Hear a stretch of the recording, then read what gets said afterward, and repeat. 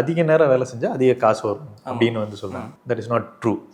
ஏன்னா எந்த சட்டமும் இப்போ தமிழ்நாட்டில் கொண்டு வந்த டிராஃப்டா இருந்தாலும் சரி, இல்லை கர்நாடகாலையோ ஆந்திராலையோ எங்கேயுமே சம்பளத்தை பத்தி பேசுறதே கிடையாது. இன்ஃபேக்ட் சம்பளம் வந்து கம்மியாகும். எப்படின்னா எக்ஸாம்பிளுக்கு சமீபத்தில் கொண்டு வந்த தெலுங்கானால கொண்டு வந்த இந்த சட்டம் என்ன சொல்லுதுன்னா, ஓவர் டைமை இது வந்து பைபாஸ் பண்ணுது. ஸோ உங்களுக்கு வந்து ஃபேக்ட்ரிஸ்லயோ ஒரு நிறுவனத்தில் ஒரு கம்பெனியில் எப்படி யூஸ்வலாக ஒர்க் பண்ணுவாங்கன்னா 8 மணி நேரத்துக்கு சம்பளம், எக்ஸ்ட்ரா ஓடி வாங்கினா ஓவர் டைம் நான் ஒர்க் பண்ணேன்னா எனக்கு மாதத்துக்கு 2000 3000 எக்ஸ்ட்ரா கிடைக்கும். ஸோ அதனால வந்து ஊழியர்கள் அதிகமாக ஆல்ரெடி எக்ஸ்டெண்ட் பண்ணி தான் ஒர்க் பண்ணுறாங்க.